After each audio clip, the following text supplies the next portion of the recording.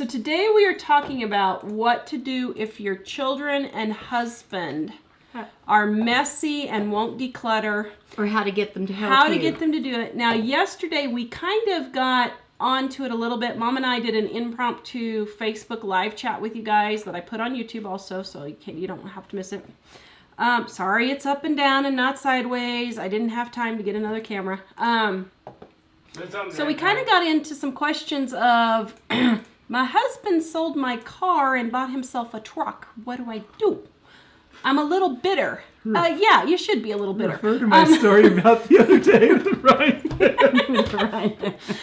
So we're kind of going to go into that a little bit because it is in the same realm as dealing with a cluttering husband, kind of. We're just dealing with husbands, I should say. So, hello, Annika. Hello. So anyway, all right, let's go. Mom's going to start with kids first, and then we're going to work on husbands. Yeah, we'll start with kids. And we kept getting questions. How do I get my husbands to help me? How do I get my kids to help me? And I just thought of something. Oh, before I start on this, though, we had a few comments afterwards on this one thing that we were talking about last time, and that is, I don't want to get rid of, we said told how to get rid of grandma's stuff or my mom's stuff. What do I do with that? And we said, get rid of a lot of it. And I think people misunderstood.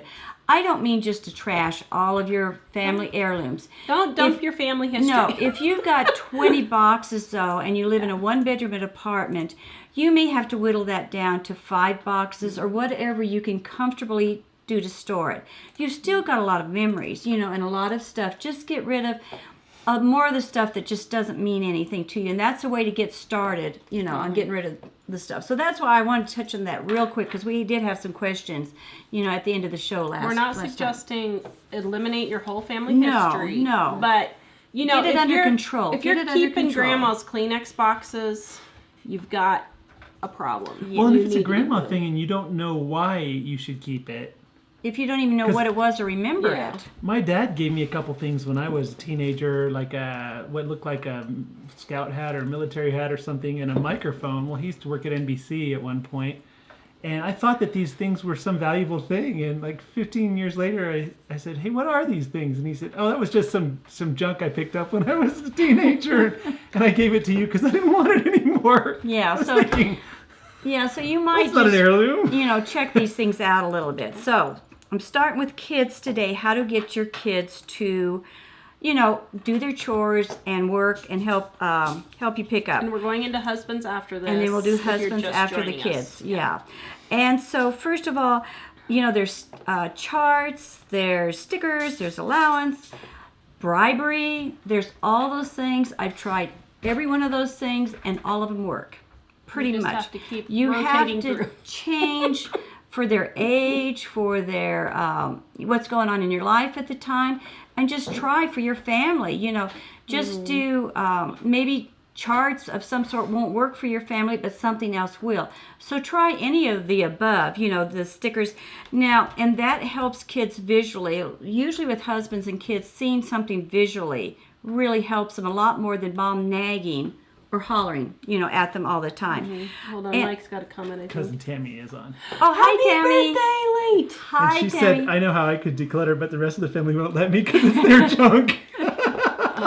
But that's another thing. With kids, okay, I'm going to step on toes here, and I don't mean to, but you're the mom. I'm not talking about husbands now. I'm talking with mom-kid relationship. It's your home. You're the mom, and you need to take charge in a kind way. You don't let the kids rule the roost. You know what I mean? You have got to realize, don't be afraid of your kids. Stop being afraid of your kids. It's your home. You have to live in it. You're wiser and you're smarter than what they are. So it's your job to teach them. We can't live in chaos. We can't live in clutter all the time. That's not good for us. That's not healthy for us, and it causes stress. You're the one that's supposed to be teaching them. Don't let them, kind of teach you type of thing. So I'm glad Tammy mentioned that, because it is a problem for a lot of moms. You've got to just kind of take charge and things. And in case you guys are wondering, Tammy is my cousin, and why she's saying that on the show is because she's living in my old grandmother's house, and the basement is full of family's junk. Tammy has a little bit different problem than won't get most rid people. of. Tammy, we understand your problem more than anybody, probably. Because it is. It's not that I'm saying this about Tammy. I just happen to think it reminded me of something else. So one of the things I want you to think about is moms run, and I'm talking to moms mostly, because dads kind of just follow along with what moms do half the time, in this area. And that is, run your home like a business. With you being the boss or the head of the, and okay, I'm going to get Christians jumping in here. The dad's the head of the home, blah, blah, blah.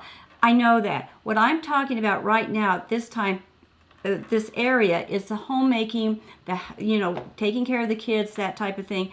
I'm talking to mom as being in charge as the boss in this area, okay? Now, I want you to think about this. You want to know how to get your kids to do these things that you need done.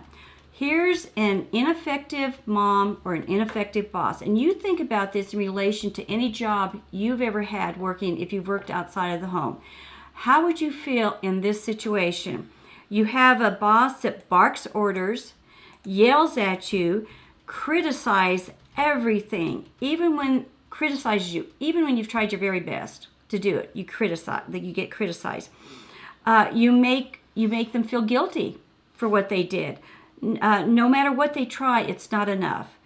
Never happy with how the job is done.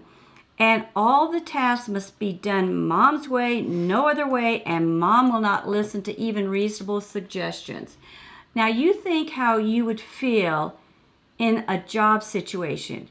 You would be frustrated, stressed, angry, and your stomach would be in knots every day having to go to work. Isn't that true? And we're not talking about slacking off work. Like my kids, we will tell them to do something and they'll do a half job. That's not what we're talking about. You need to go back in and have them finish the job correctly. Sorry. But we're Don't nag talking... them, You though. can do it in a good tone of voice. You can do it with a reasonable attitude, not just screaming from the kitchen. Get back in there, I'm tired of screaming at you. I'm tired of telling you. That's the type of thing does not work, is what I'm talking about. Just go in there and say, you did not get this done. Let's try to get this done right, and you work with them and show them. An effective mom or boss makes charts or lists so that the family knows exactly what she expects of them. You've got to be specific. You've got to go into detail in this area, and I'm going to talk about this a little bit more in other further along. Make requests in a quiet, gentle, reasonable voice with a smile, not like a drill sergeant. Don't be barking orders like a drill sergeant. Always praise them when they do a good job, or at least when they try to do a job, even if it's not perfect. You show your family how much you appreciate them and all that you've done. When they do something, say, good job. This looks great, and thank you. Yes, Dave? Nicola Adams says, could you say hi? And, could you send me your blessings? I will fight my brain tumor. Oh, yeah. I'm so sorry. We will. Yeah. We've got some of the best prayer warriors on our YouTube and Facebook, too. So, Everyone, start praying. yes, that's hard. I'm sorry. And then you don't go after they've done a job and fix it up and say, well, this isn't right, and you redo everything they just did. That's a discouragement. It's like they did all this work and you just go in and do it yourself anyway to fix it all up. Remember, your husband and children have brains and they have good ideas. So be open to suggestions and kind of listen to them. Don't get offensive and angry, but do all of this. But he won't leave the salt on the stove. He keeps putting it in the cabinet. Well, one thing too. But isn't it nice to come home and find everything clean? Yes, it is. I'm just Are you kidding. two done fighting here? See, that's why she's in the middle today. I'm not up to counseling.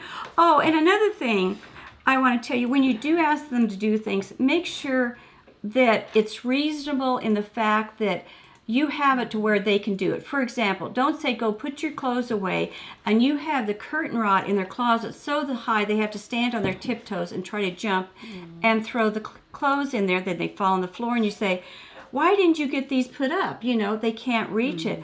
Or one of my pet peeves is brand new houses. I think men must, I'm not bashing men today, but I think they design homes sometimes and don't have a full concept of what's needed, because you go into these brand new houses, there's one, like, this long towel rod in the bathroom. Now, you've got a home for 4, 5, 6 people in the family, and they're all supposed to get their towel on that rod to dry. I know some of you don't dry them on there, but that's basically what it was supposed to originally be for. So that you tell the kids, hang your towel up so it can dry. So you go in there and there's like 5, 6 towels all stuck in there by the corner. The poor kids can't get them hung up. They fall on the floor. Then mom goes and said, why don't you guys ever hang these towels up? Isn't that true? Isn't that what happens? And so so like in our house, we have them all jammed in there because we have 5 people using the one bathroom. But I don't go in and yell at them if the towel's at least on the rack. If you have a problem area, think about this, and the kids keep doing the same mistake over and over. Something's wrong. You need to think about this, because would it hurt to put a hook in their bedroom so they can carry the towel in there and hang it up there to dry until the next time, or add an extra towel? And that's what we did with the older kids. In the bathroom or something like that. So look at, when you ask them to do something, that the same thing happens over and over. Don't yell at the kids. Look and see, is there a problem here? Okay, now, are we ready? Do you have any questions before I go on to... Kelly says, I'm so excited. This is the first time I've been able to catch you live. Oh, good. Glad you're here, Good. Questions about cleaning and stuff. I don't think so. Nothing so far? Lana says my hubby's a pack rat. He saves everything. It's hard because I hate clutter, but I know we're getting into that in a little bit here. Yeah, it's hard. So, as far as kids, M. Brown did say, I found with my kids, effort jar works wonders. Yes, effort jars, anything like that. I know a lot of people don't believe in allowances. They say the kids should be taught just to help the family as a unit, and that's true. I did it in other areas, though, to teach them, and I always gave my kids allowance because I thought I would be so discouraged if I went to work every day and I came home and I never got paid anything for doing that work. Now I don't really have any allowance. I actually work. You actually have to work now, huh, Dave?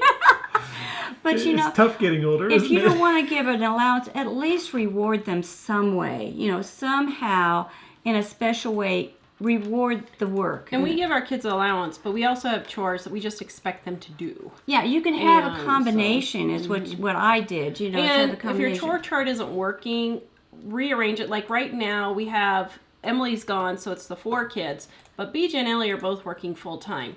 So David and Jack are actually taking over the majority of their chores that they were. They don't appreciate that, but it's not right for BJ and Ellie to be working 40 hours a week and come home and have to do all these chores. And frankly, I don't have time to wait for them to get them done. Sometimes I need it done now. I need the dishwasher unloaded now. Not at 10 o'clock at night when they get home from work. So, you have to kind of You need to just work and adjust. Wait, Robin has a very important question. She says, just curious, why can't Mike have the salt in the cabinet? I'll tell you why. I'm with you, Robin. I have explained this to you for the last 23 years. I know, agree to disagree. It's like the which way should the toilet paper go type thing. No, what it is I only have a certain amount of energy. And it takes more energy for me to reach up into the cabinet and open the cabinet door, use the salt, reach up again and put it in there. When if it's just right there on the stove, I'm not reaching and opening doors and all that. Yeah. I don't have the energy to expend on opening cabinet doors, and that sounds ridiculous, but when you have CFS and fibromyalgia, you have to save your energy as much as possible. We So need to have a day in the life video of that. that's why when I'm gone, he puts the salt in the cabinet, and that's fine, but when I'm home, it stays on the stove. And I have to have my coffee sitting in a Yeah. cute canister on the counter because I don't have the same energy to, Yes. we have to be real careful in those areas and do those things. But I But still appreciate Robin's concern. I just like to not see stuff on the counter. He doesn't but want Tara anything. likes to have stuff on the counter if she uses it a lot. Because So I don't have the energy to be that's putting the- it up and down. That's kind of the difference. So when yeah. Tara's gone, I tend to put everything that's on the counter in a cabinet. he stuffs I everything. don't stuff it. He stuffs everything. The other day after your mom got off the show, you said, "Oh, you don't really do very bad at that." Well, no, you don't do bad at cleaning, but Yeah, you he does. stuff. He does But that's clean. okay. He does clean. You can Timmy stuff. says it's Uncle Randy's crap. I know. Uncle Randy. Right, tell Oh Uncle yeah, Randy it is to take Uncle his Randy's. stuff. So, okay, on to husbands. We've had this question over and over, and it says, how do I get my husband to help me clean, declutter, and do things around the house? And this is going to be a little bit more dicey talking about this because it's a totally different relationship of husbands and wives than moms and kids. To start out with, I think a better question is, why is your husband not helping you? I want you to think about that because I'm going to get into some reasons why they maybe aren't. And you need to, there's something happening. If you have a loving, respectful relationship going on with a husband and wife that you care about each other, you're gonna want to help each other. It's just that simple. You're going to want to work with each other. If your husband, if he comes home from work and you get home and he sees you're tired and he cares about you, he's going to help you with the dishes. He's going to help you clean the kitchen. Now, before you jump in, follow me before you start hollering. Follow me all the way through till the very end, and you'll see where I'm going with this. But first of all, you need to be careful. If there's a problem in the relationship, it's like getting a big deep cut and you put a Band-Aid on it. Yes, Oh, Dave? sorry. Do you guys want to finish it? Yeah. Yeah, finish. Finish? If you have a really deep cut and you put a Band-Aid on it to cover it up, and you know something's not quite wrong, but you don't want the pain of pulling that Band-Aid off, and you just leave it and it's still hurting and hurting, and it's feel like it's getting worse, and you leave the Band-Aid, it turns into gangrene. Pretty soon you have to cut the limb off. It's better to right now to rip that bandage off, take a real reality check and look at your relationship.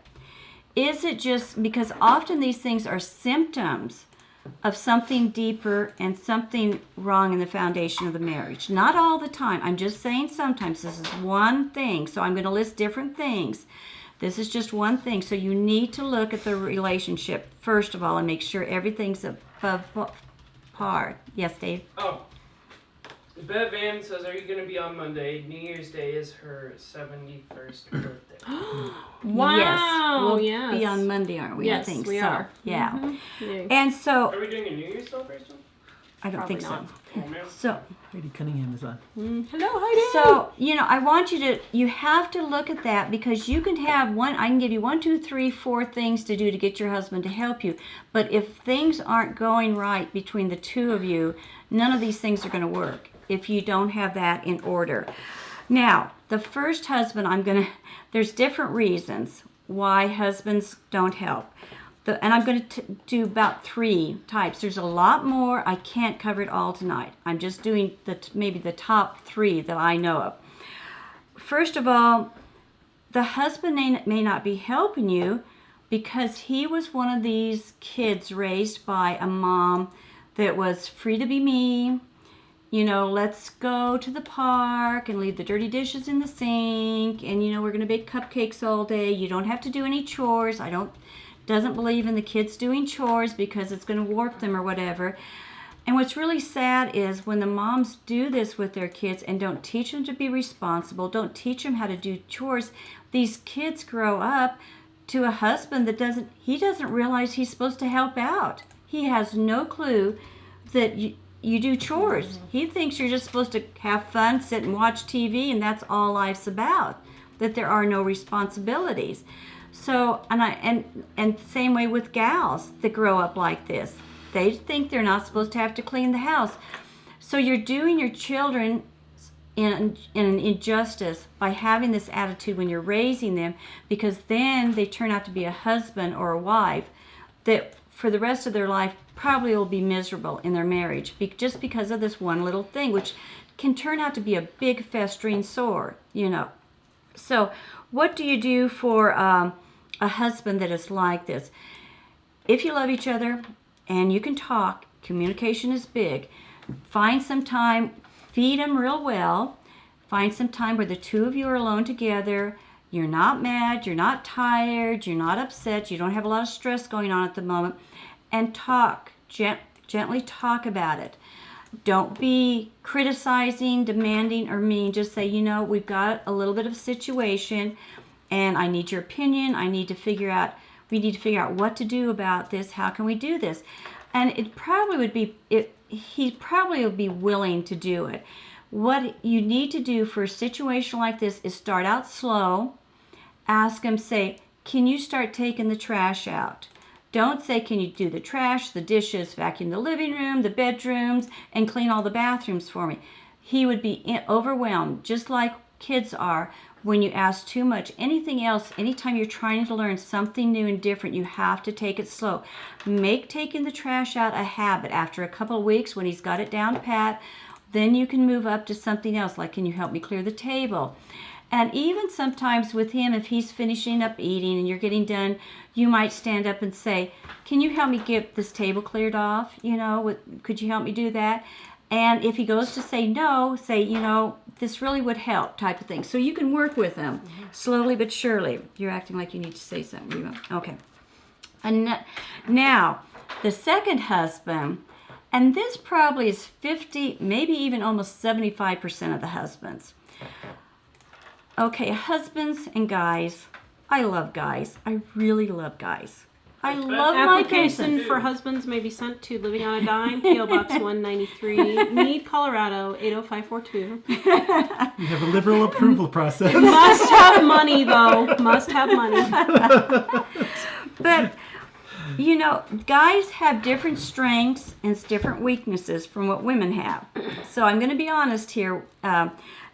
Some guys kind of have blinders on once in a while when it comes to things going on around them, especially when it comes to the wives and the kids. They're kind of in their own world, kind of like a Twilight Zone, la la la, and they don't always really register what's happening. And I'll hear wives say, didn't you see that? Or I know a wife will be holding a toddler or trying to change and trying to get a load of laundry in while she's holding the toddler and the baby's screaming bloody murder. And she turns to her husband and said, can't you pick up that baby? Can't you hear it? And no, he probably cannot hear that baby crying. They tune these things out. They don't see it or they don't hear it. Moms have a special ear for hearing crying babies. They do. They really do. And the husbands just block a lot of things out. So I'll give you a story of this one time that actually happened to me. My husband, of course, played for the music for church. He had to play offertory and for the choir and all this. So on Sunday mornings, our house was a nightmare. He had to practice, usually finish up practicing or practice a little bit that morning before we went to church. Now, we had to go to church, leave at 8 o'clock in the morning, and we didn't get home until 2 o'clock. So I had to get up early because I was making a regular big breakfast that morning. I had 2 little toddlers running around.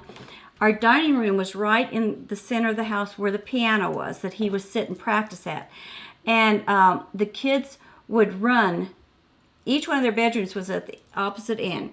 So they would run this way to their bedroom. So I'd be chasing through the dining room after Tawra into her bedroom to try to get something done for her. And then David would come in and I'd be running through the dining room after David to the other end of the house. And one day I'd run back and forth about 4 or 5 times.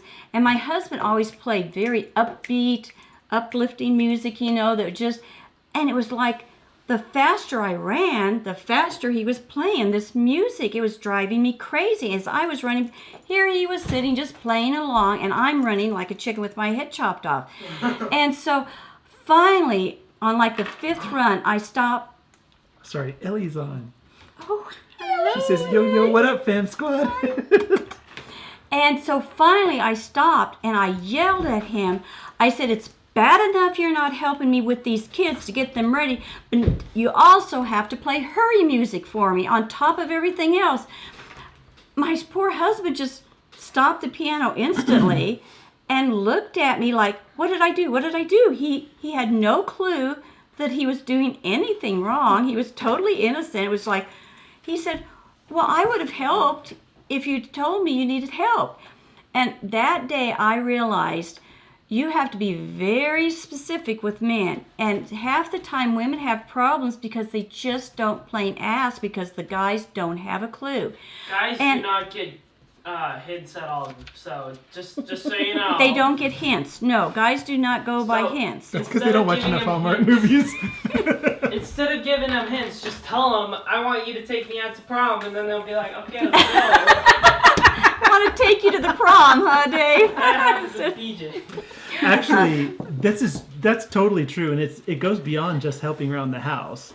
Like men. Oh yeah, it goes for everything. A lot of things that upset women about men is because the men don't understand that they're supposed to connect those dots. Yeah, and they don't. And so my husband said, what do you want me to do? And I said, well, could you at least take the kids outside for me and get them in the car, and then I can move faster to get myself dressed and ready? He said, sure. He had no problem to do that. He got the kids, got them in the car. So here I am. I'm pulling my pantyhose on as I'm walking through the house to go out the door, and I've got my makeup bag in one hand, my Bible and purse in the other, and I just needed that little bit of time, jumped in the car, and so I'm going to put my makeup on in the car, and I pull the visor down.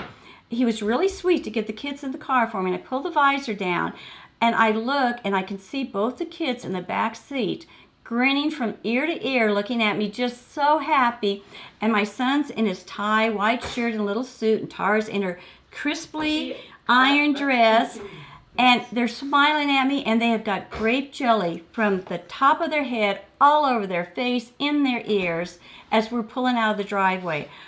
And I'm horrified, but I can't say anything because he did get them into the car. He just didn't. He let them get a thing of toast on the table as they were running through the kitchen to go out to the car with grape jelly on it.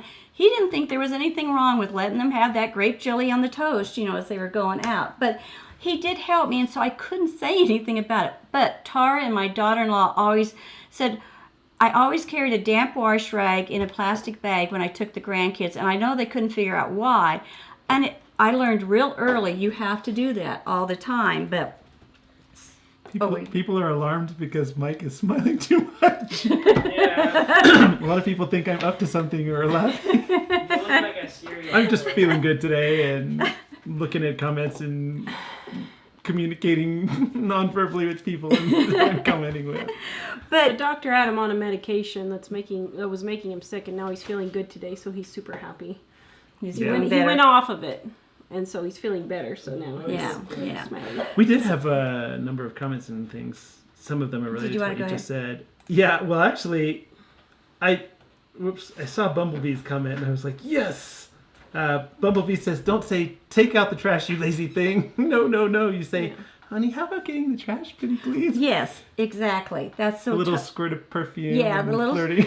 Yeah, and that's what I'm going to get to. I'm going to get to that, Michael, But for you also- in a minute.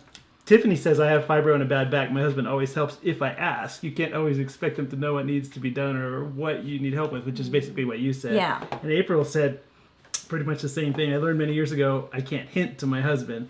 I have to clearly lay out my expectations on what I want his assistance with. She says, I was frustrated first 3 or 4 years of our marriage, feeling like it was unequal in responsibility, but now it's 50-50. Yeah, 'cause and we're on the see, same if you page. have a loving, respectful relationship, you can get this finally worked out.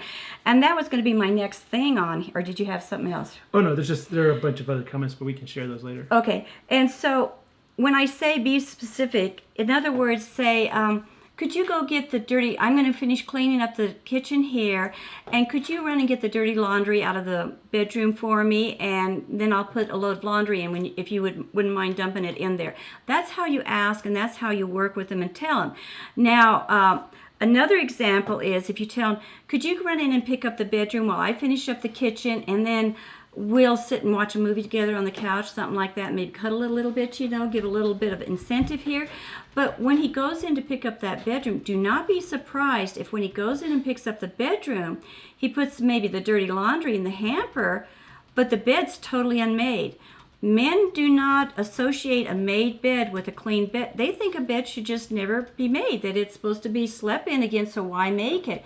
So you have to be very specific when you say, would you go pick up the bedroom? You might say, can you get the dirty laundry?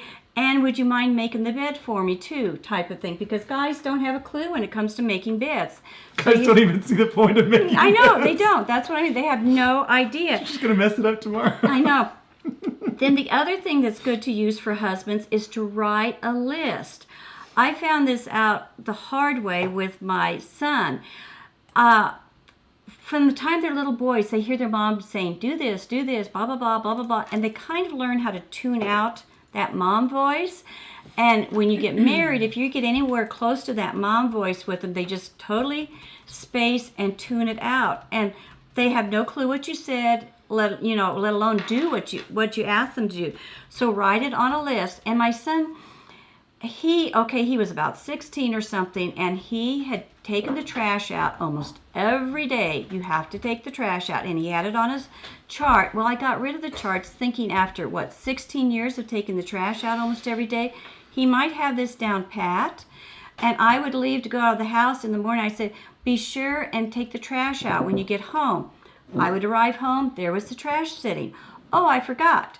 This happened day after day. Finally, I took a piece of paper and I wrote, take out trash in big letters. The trash got taken out. He walked in the door. I didn't even have to say a word to him that morning, nothing. He walked out and the trash was out. Now,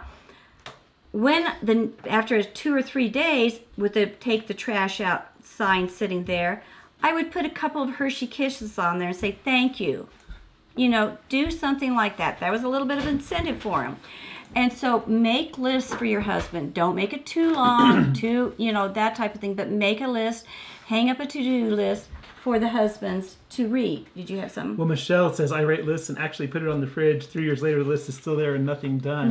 But I think that's partly different people have different ways of understanding or communicating just say, things. could you do 2 things on the list this Saturday for me? Yeah. Because the list works out great for BJ if we put it on the coffee pot where he's definitely going to see it. Yeah, and I was going to say move it from the refrigerator, maybe to put it on the table or on a counter where he always puts his keys or something like that, when he comes in.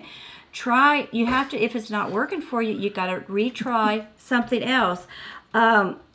Another thing, this is kind of off the subject, but talking about lists, I know a lot of women who cry and say, my husband doesn't love me. I can't believe he bought me a drill for my birthday.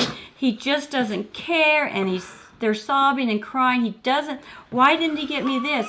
Men are not mind readers. Did you need to say? Nicola says, my friend can get her husband to do so much by saying, can you empty the rubbish bin while I take my clothes off? Well, I'm getting to that for you, Michael. I'm getting to that for you. And so I have to say that would work with most men, yeah. And so, write a list down of things you want for your birthday. Stop feeling sorry for yourself and having a pity party. Guys have to see the list and just appreciate that they go by it. They say, well, that's not so as personal. He should know what I want. No, they have no clue to what you want. And so start a direct website link. Exactly. Do something like that. You're going to have to accept it. You're not going to get some guys are good at that, but most aren't. And so they're not mind readers. Guys are definitely not mind readers. And don't fix. If they do something, don't fix it for them or say, if it's not the way you wanted it done, don't go in and fix it. Just leave it. Just like the grape jelly. I had to just accept the grape jelly, and not holler about it. Now, this is the one that the guys will enjoy because I want you to always thank them. Always show you appreciate them. You can take them a big bowl of ice cream after they've helped you clean up the kitchen and you say, here's a bowl of ice cream with your favorite hot fudge on it. Or you can say, as soon as we get this done, if you can help me here, maybe we could cuddle a little bit here on the couch. Guys love to cuddle, and I'm not going to go any farther because this is a family show, but you know, those are food and cuddling are two things that are very motivating for guys to do. So, and use it. I mean, why not? He's doing something for you. You need to show your appreciation. If that's the reward they like, you go for it, gals. I mean, that's just the bottom line. You both are trying to help the other one out and make each other feel good about things. Did you add something, Michael? Oh, no. Well, Sarah says this doesn't need to be gender specific. Men and women can be subject to being a slob. That's true, It but is most true. of our viewers are women that are concerned about their Yeah, husbands. that's why we're just dealing with that So question tonight. Yeah, it can be both Yeah. ways. It's And just we've that- dealt with women doing this too, but tonight we're just dealing with the husbands and that type of thing. Wait, somebody else said something that I thought was good. Where did it go? Sorry, I didn't mean to stop you. That's okay. M. Brown said, I got my son to put his laundry away. I folded it and put it on the dryer by putting a note on it that said, please put us away. We're tired of mom yelling at us every day when she walks by. That's another thing with the teenage boys especially. Man, if they feel like mom is nagging me, Oh, they're gonna just shut resist. down They're gonna and resist rebel. and They rebel. will rebel. Hmm. but if they think mom is being cute and funny, then they will. Just hand it to me. Yeah. Yeah. And Oh. and so they'll rebel. So that's why the list and the funny jokes, the cute little things like they don't like her kisses, but they like Hershey's kisses, you know, type of thing, and to do things like that. But what's funny is they don't like kisses. Like the teenage boys don't like kisses from mom. But when he was getting ready to go across the world, he actually gave mom a hug at the airport, and she didn't have to beg. Yeah. So they love you. They He just don't want to voluntarily say it when they're gave teenagers. Well, and here's another thing. Don't give up on them. It's going to take you 18 years to get them trained. You have got to train and retrain them. And I want you to be patient with them. How do I want to say this? Tawra was 18. It was her graduation day. And I remember for some reason, it was exciting. So this is probably why it slipped, because she was always really good at this. But she asked somebody to do something, and she didn't say please, and it was automatic in me. The mom said please, you know, just how you do, and she said, oh yeah, please.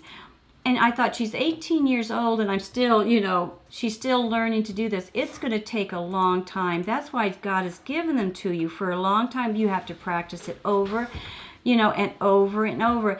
And I was sitting one day at the counseling center, and this woman walked in, and I'd been on the phone with my son, and he was like 16 or something like that, and I said, I can't get this kid to do his chores when he comes home, you know, and I said, I just feel like on to him all the time. And she laughed. She said, don't panic. She said her son did the same thing, and she said he was like 21 and came home from school. And she said, I walked into the other room, and here he was taking the trash out of the trash can to take it outside. And she said, I thought, who are you and what did you do with my real son? She said she couldn't believe it. It was like overnight this kid changed, and he was helping her actually do stuff without her even saying things. So there's a point in there where all of a sudden they get it. It clicks. Sacred Wonders wants to know if you're fine because you're super quiet. No. Yeah. Yeah.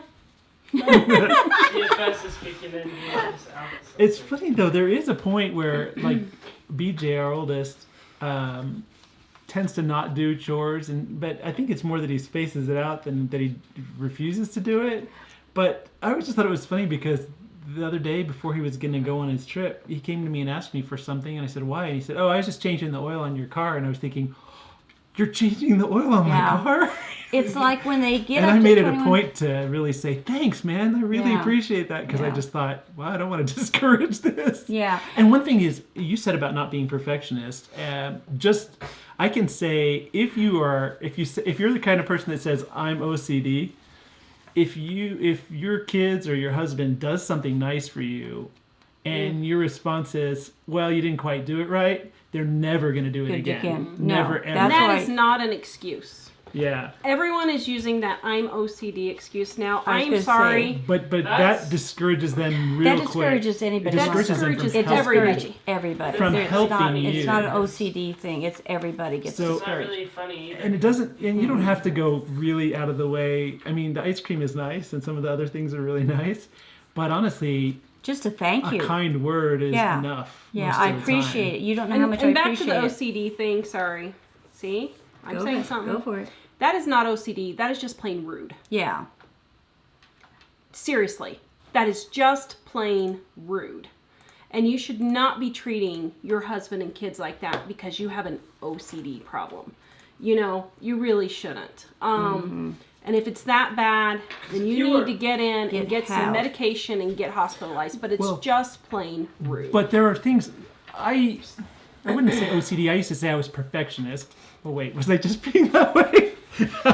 And what I realized is sometimes perfection is going to hurt you, and it's something you can teach yourself not to do so much. And in the case of when you're trying to get your family members to help you, if you could say, "Wow, I can either choose to be perfectionist alone and do all the work myself, or I can be reasonable and sometimes like when Tara's working with the kids, well, I mean I do it too, but she does it more than me, on things like unloading the dishwasher. If they don't put everything in the right place, sometimes when they get older, she'll say, "Hey, wait, come back here. We've got this, and this really goes over here." But she doesn't generally, when they're little, she doesn't say, "Oh, you did that wrong."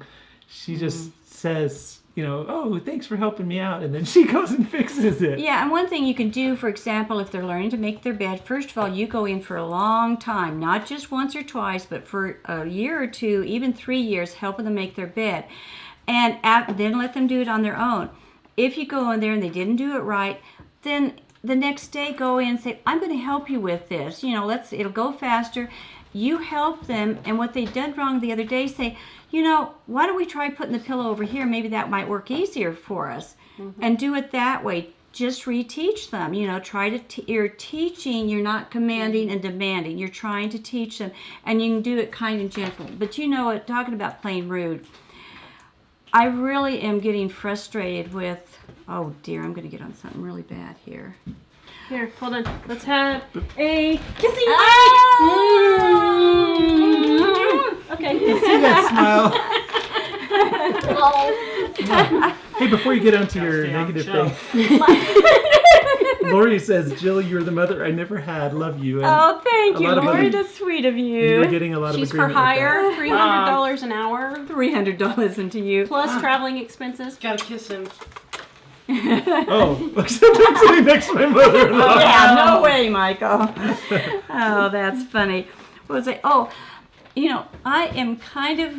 You can take it off, dear. You don't have to leave it on the You don't have to look ridiculous through the whole show. I'm looking ridiculous See what he has now. to live with. Make that ridiculous smile off your face.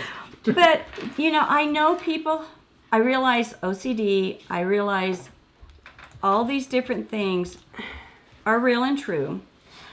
I realize that people have different issues, but what's happening, I see happening, is we're allowing ourselves to say, because I have this, or because of this gives me license to be rude and unkind. If I was gluten-free, or a vegan, or if I didn't have milk-free or something, and I went to somebody's home, I wouldn't tell them before I got there, say, "Well, I'm a vegan, so you need to be sure, to cook meal for me." I would go there. Usually people have enough food that I could pick out what I couldn't eat. Eat the few things. There would be a few things I could eat. I don't announce, say, "Well, I'm gluten-free, so, I don't know if I can eat any of this." Or "I'm allergic to nuts, so I don't know if I can eat any of this." Stop announcing. That's just being rude. What I would do a lot of times, unless it's life-threatening, hear me again, unless it's life-threatening and going to put me in the hospital, if I'm just going to have an upset stomach for a day because of something I eat, I would sit down and eat, because I would rather have an upset stomach for a day than to hurt my hostess's feelings and make her feel bad if I can't find something to eat. Well, most people have enough food that you They don't have to do. eat the bread They really anyway, do. so. But it's like we take pride in the fact that I have this problem, and we want to make sure we announce it to everybody, and we want everybody to know. And we even are rude in some of the things we say. Well, you may say something mean. Well, I've got something, depression, I'm bipolar, I'm this. So this allows me to be rude and mean to you. And there's a lot of things you can't control. I know that. But I would say probably 90% of the problems people think they have and say they have, They're habits. it's an excuse to get by with being special and Because, being unkind. Like, Mike's mom, I was going to use my She- family as an example. go ahead. Well, there are a lot of people that have said in my family over the years about things like mental illness as if it's uncontrollable. But I've realized as time has gone by, because I actually maybe thought some of that about myself in the early days, and I finally realized the majority of it, if not all of it, is just habits. You act a certain way, and if you say, there's something wrong in our family, then it's a good excuse to not have to try It is. to change that habit. Yeah. we'll use the example that Which one were you? the telephone. So Mike said when he was a kid, his mom was, not the kindest person ever. And There would be a lot of yelling and screaming screaming and, at us. yeah. But when pick up the phone, it'd be like, hello. that tells you right there. You can control You can it. control it. Or like if there's a lot of when people are totally out of control and raging and cussing and throwing things at home, and then they say, well, I just can't control that. But then when they're in public and they don't do it, you're not throwing stuff at McDonald's, the police would come. Yeah. You can control it. And so if you can control it, that means it's not beyond your control. That means that you're just lazy and you don't decide to control Yeah, it. so you've got to be careful on these things and using them as excuses for getting by with stuff, Should I go on? Or we got off on a tangent there. But, I think we got to... 15 minutes. Are you going to the next husband? Because if you're not, I have a tip for the one where your marriage is. No, I'm not good. going here yet. Oh, I'm okay. still up here. Okay. Go ahead. Oh, you want okay. One thing, too, look at yourself. Really look at yourself. Are you saying it in a kind way? Are you giving them rewards, and doing all this? But be sure you don't demand more for your family than what you're putting out yourself. I have known women that they don't get the house clean, they don't have any meals ready, and they say, well, I'm working all day long, and I'm tired. I want it. And their husbands come in and they say, you need to help me clean this house. Now, I think husbands should equally help the wife with the kids in the house. And that time, I was very lucky in that. My husband did. But if your husband is mowing the yard, having to do all the car repairs on 2 or 3 cars, having to do all the home maintenance, and he's working full-time and you're working full-time, and you come home and say, well, you have to do all, a good portion of the housework too. That's not a fair leverage there. You need to be careful when you're demanding that you're doing equal opportunity here. Don't think just because he's the husband and you're both working, he should do all of the housework. You've got to realize he has other responsibilities that he does in the home too, a lot, that a lot of wives overlook or don't think are time consuming. And a perfect example I saw one time was if you're a stay-at-home mom and your husband is working, you both should be working 8 hours a day. If you're a stay-at-home mom and your kids are in school and your house is a disaster, there's no excuse for that. No reason. There is no reason for that. It's one thing if you're chronically ill or something, or you have little kids at home, little babies, that kind of thing. But if he's working 8 hours, you should be working 8 hours on the home, getting the home in order. If you're both working, then you both should be working your 8-hour jobs, and you should be putting in about the same amount of time on different jobs at home. jobs, keeping the home and stuff going. But if he's working 10 hours doing home repairs and stuff, and you're sitting on the couch in the evening wanting him to do the dishes, that's not okay. No, it's not. Okay, so who was it that noticed Okay, so Linda, you're right. Something is now making me laugh. And maybe some of the time I was actually laughing because of comments. But Kelly, when you were talking about getting a drill for Christmas or something, Kelly's like, cowgirl glitter, LOL. And then Cheryl said, I asked for my own drill and toolbox, 12 gauge shotgun, etc. I did too. Dara did. Michael was just horrified. I remember that. Was it Christmas or a birthday? It was He Christmas, said, and I was she thinking, wants a drill. And I was thinking, do you want a little necklace or something? And she's like, I want this power drill. So I'm waiting in line at Sears on Black Friday, like in like 97 or 8 or something. and I've got this power drill, and they're like, oh yeah, good deal, yeah, you're gonna do something around the house or something. I'm like, no, it's for my wife. And they're like, I was thinking, no, seriously, she asked for it. But that drill made my life so much better. I was never so happy to get a present as that drill. And see, he would never have thought to have gotten that But he for her if listened she to had- me. Yeah, and he listened to her. He didn't let it, bother him too much.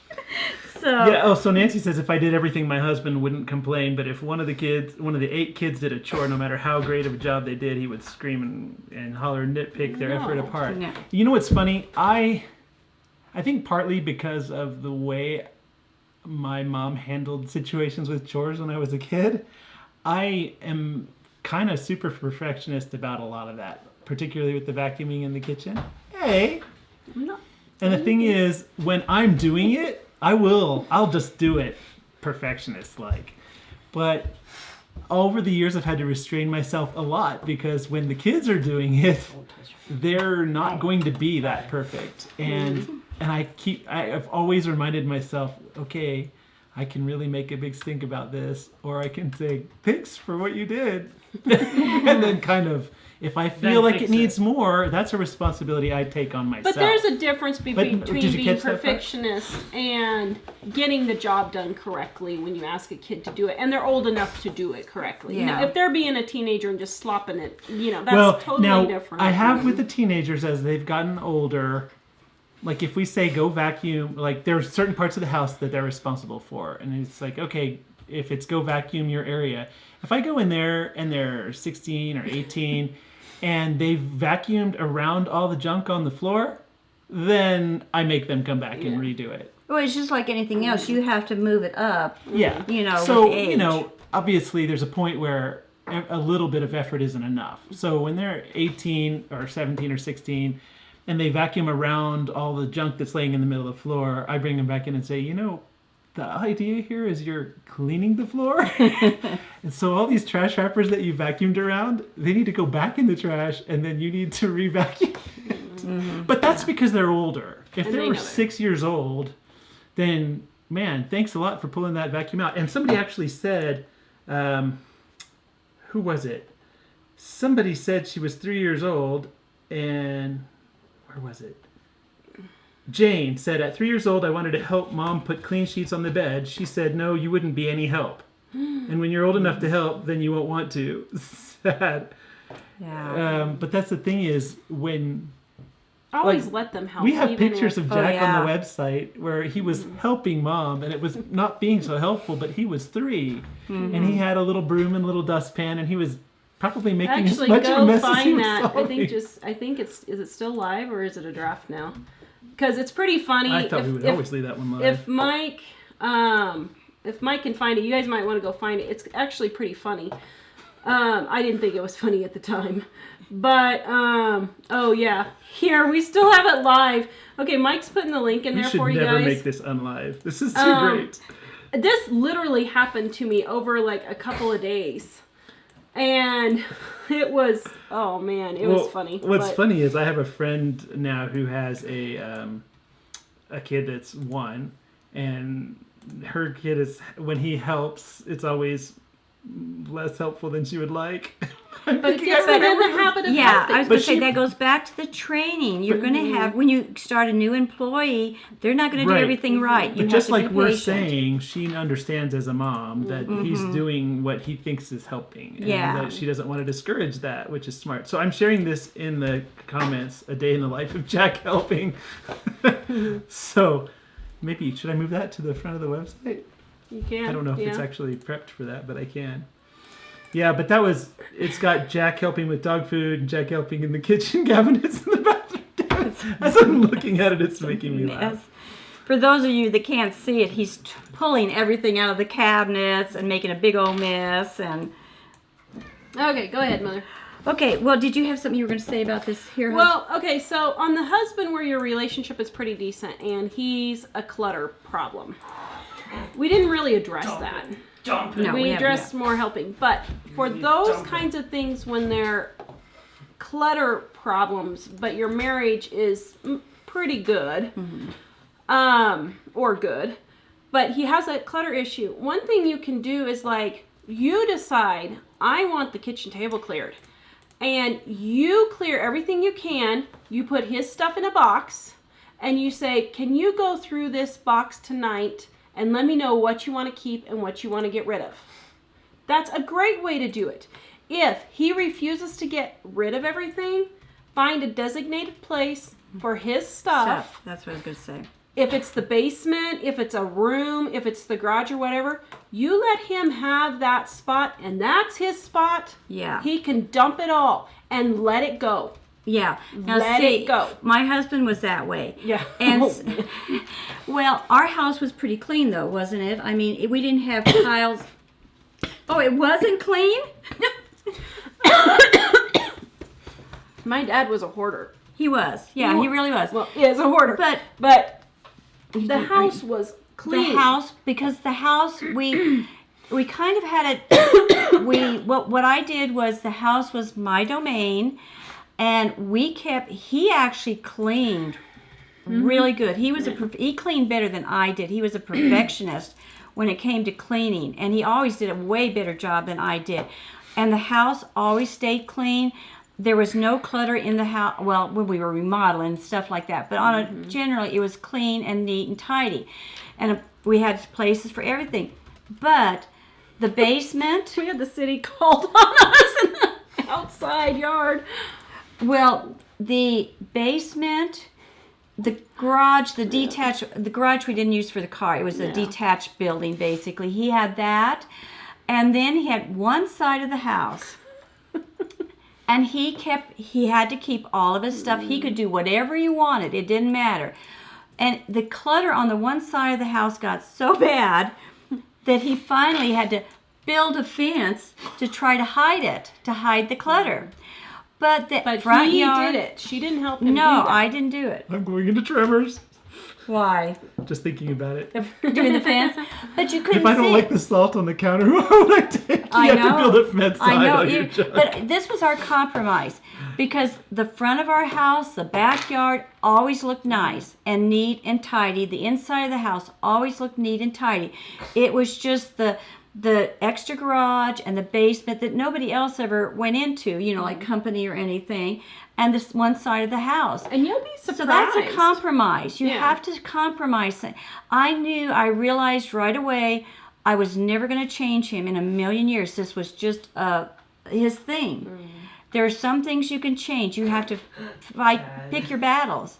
And that was our compromise, and that's how we worked it out. So don't just demand total change, and you got to do it my way. Figure out a way it's going to work for both And of don't you. nag them about it. No. Oh, Because no. you'll be surprised. And it may take 6 months, a year, 2 or 3 years. But if you don't say a single word to them about it, a lot of times they will start saying, well, man, this is kind of cluttered. I don't know that I want all Yeah. this.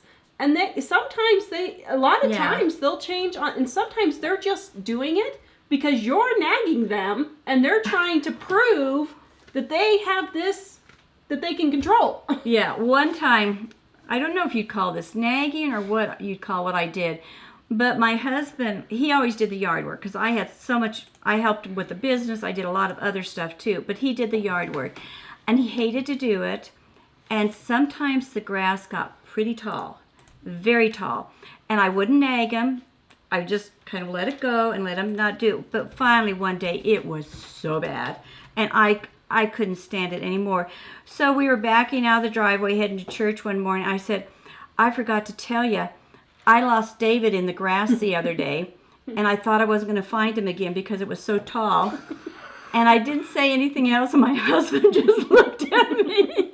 He said, I get the hint, and he mowed the yard then, but we kind of laughed about it. There's ways to do these things without being naggy, hateful, and not understanding. So, is that what you were going to say? Is that what you were talking about? Yeah.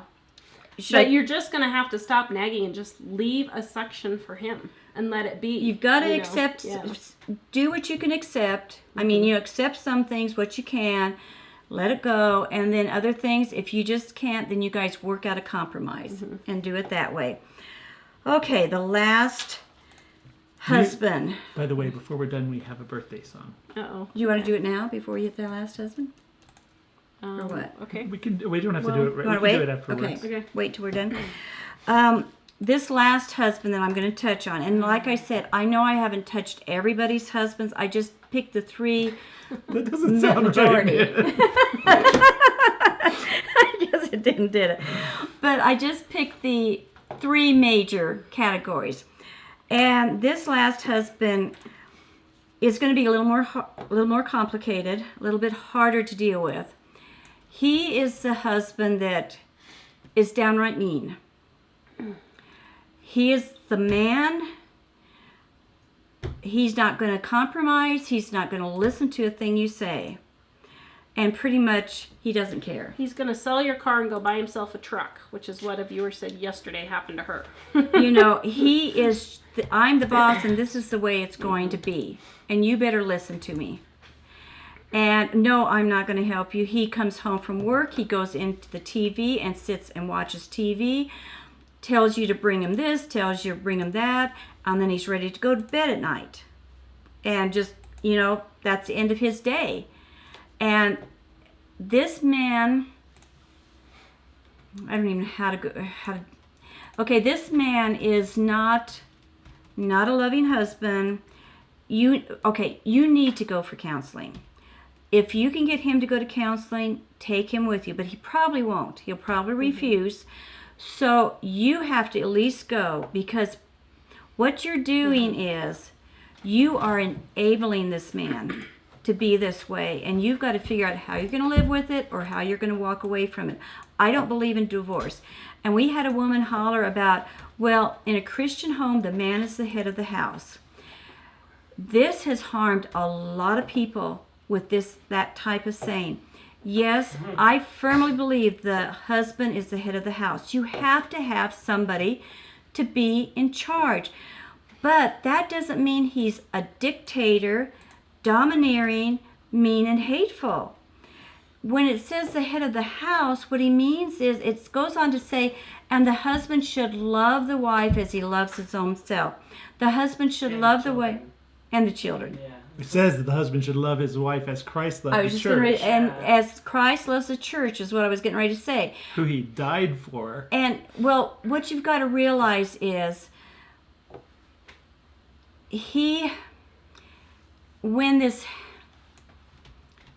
Christ died for his bride. He loved us so much, you can't even imagine what he went through. Can't even imagine. And he did it because he loved us so much. Now, that's what a husband's supposed to do for his wife.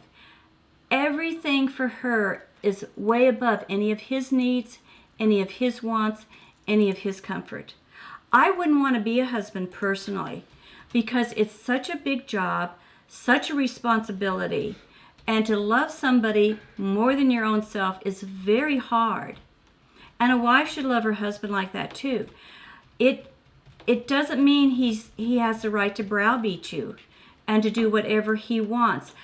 Being the head of the house is pretty much like, okay, if you guys love each other and are respectful and you have a big decision to make, the husband should come to you and say, what do you think we should do?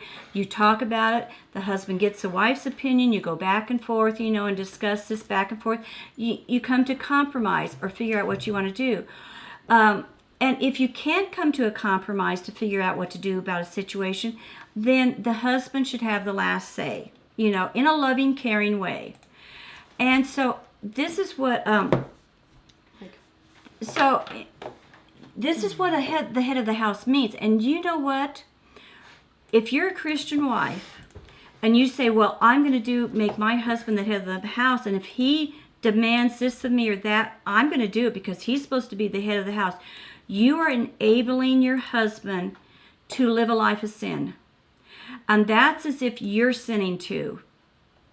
And you're sinning in probably one of the most horrible ways that you can sin, because the marriage between a husband and wife is supposed to be an example of Christ and his bride. And if you're allowing filthy sin type stuff to be in your marriage, then you're making a bad mark on God like you can't understand. A bad example. A bad example. That's what I couldn't think of. Yeah, I was trying to think of the word. And that's not good. And you know how many people I know who have this attitude that the husband's the head and no matter what, it trickles down to the kids. I know more kids, probably 90% of the kids, if not more, that come out of this type of home end up hating God because of this. They see God as their mean, hateful, unloving father and what this father did to the mother. You've got to fix this. You've got to get it taken care of really fast because, Actually, it's interesting because two different women said, Mary and Dana, you're talking about my husband now. He's been this way since I had our first child.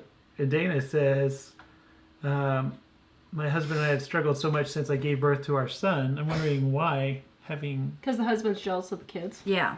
Usually that's what happens. Really? Yeah, husbands get very jealous of kids because they had all the attention. The husband had all the attention. Super childish. Come on, people. No, but it happens all the time. It's a real common thing. It's a very common thing that the husband, even though they had a close relationship, and a lot of times the closer the relationship, the more I know, but I'm a guy, and I'm saying, stop being a weenie. Get it together, but it people. happens.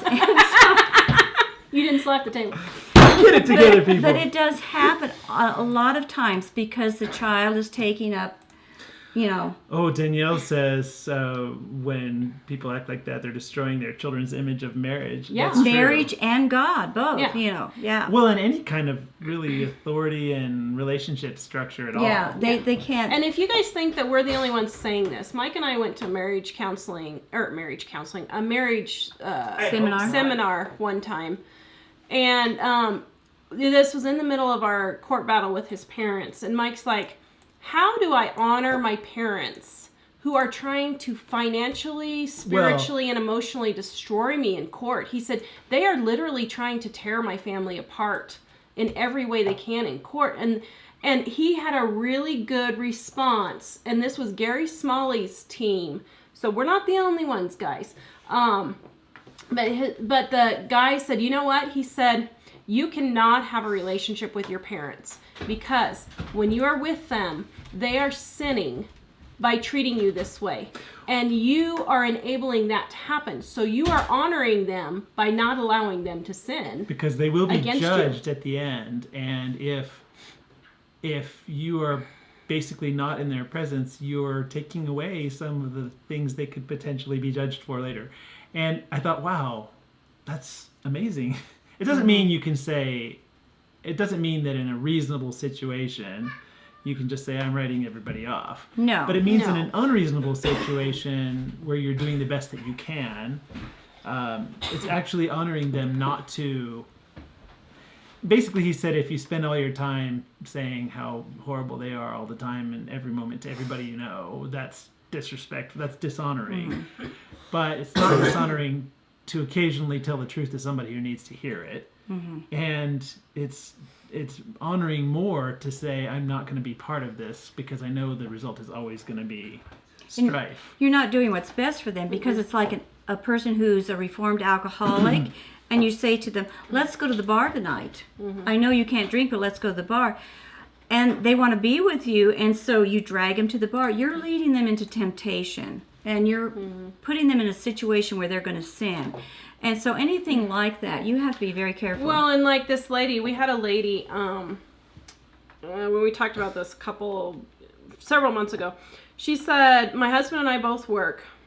He pays for his truck and his cell phone, and I have to pay for all the other household expenses. And I just don't know what to do.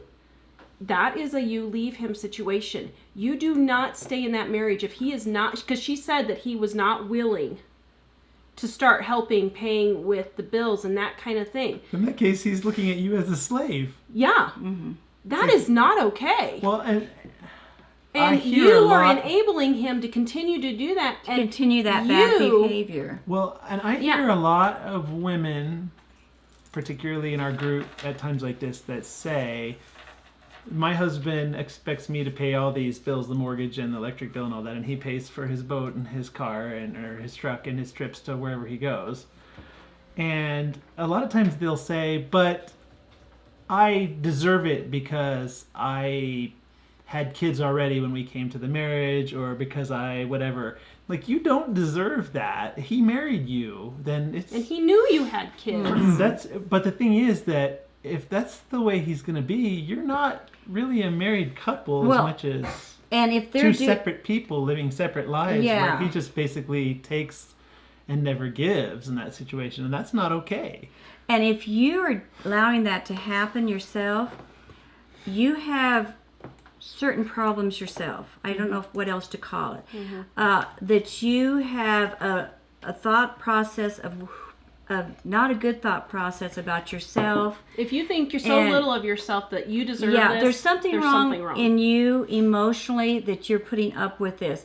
And you need to go get that taken care of for you, and then you can start dealing with your husband and that situation. Get yourself fixed and get yourself strong enough and get fixed, and then you can deal with it. Well, and there is one particular person I'm not going to name, but you know who you are, who has told us the story and feels like I'm not good enough, so I have to do extra. And that's not what it's about. No. Like, if you've made mistakes in your life and you've done things that you regret, and now you married a guy and you think that he should take advantage of you because of that, he's made mistakes too. Yeah. He might not have told you about those, but none of us have. Nobody's perfect. Yeah. There's nobody that's without mistakes. Absolutely. So if you feel like I can't ask for help, or this is an uneven marriage because I'm a bad person in some way, that's totally not right. Yeah. And I would, and he's taking advantage of you, and he should know better. And there's a couple of different scenarios here for this kind of guy. There's the guy who's just a jerk. He's not really abusive. I mean, I think it's abuse. But he's not really abusive in that he's physically hitting you, he's threatening you, those kinds of things. But he's just a jerk. And those kinds of guys, you need to get in for counseling. And then if he's not going to go in and help you, you probably need to leave and just be separated until he decides he's going to start pulling his weight. Now, there's the second guy who is flat out abusive. And if you are in that situation, you need to get help. You need to find a domestic crisis center. You need to leave in the middle of the night when he's sleeping. You need to go to the police station. You need to do what you need to do to protect you and your children. And that is totally different. Those kinds of situations where the husband is mean, nasty, abusive, hurting you emotionally, physically, that is not okay. And you need to get out of that situation. And if you're in a Christian home and that's happening, that is really not okay. And we know that, I mean, I'm not saying it's okay if you're not in a Christian home, but what I'm saying is don't use It's especially bad in a Christian home where you have a certain standard that you have to say. You really should be. You're not supposed to. You can't just say I believe this and not live it. No, you are accountable to God. But what I'm saying is don't use we're a Christian home as an excuse to say married to someone who's abusive. The Bible does not condone abuse in any way, shape, or form. Just ever. the opposite. Just the opposite. Ever. And if you're using your Christian faith as an excuse to say, I'm going to live with this man who is physically harming me or emotionally harming me, that is not what God has called us to. And do. if you have children... If he claims to be a Christian man and he's acting like that, he might need to reassess his certainty that he is a Christian. If you have children, you are harming them. Would you take and shoot your kids up with drugs? Would you allow them to run out in the street, get run over? Most moms wouldn't. But by living with a man like that, you are doing horrible harm to them. And if you don't love yourself enough, you need to love your kids more than your own self, and you need to get out of there. You need to at least do it for your kids. If at this point you can't do it for yourself, at least do it for your kids, you know. Yes, Dave? Nancy Sadewater says her ex and her lived in one house for 23 years. The neighbor thought that they were divorced because they never saw him do anything with the kids' house, yard, shovel, snow, or anything. Yeah. Yeah. Deborah says, Johnny says, I remember seeing the father of one of my friends eating steak while he gave the kids hot dogs, and not because they wanted hot dogs. He always put himself first. I never understood that because my dad was the polar opposite. Yeah, when I worked at a grocery store, and it was in Texas, and in those days, Texas doesn't get as cold as other places, but it was cold. It was like 30 degrees and 90% humidity.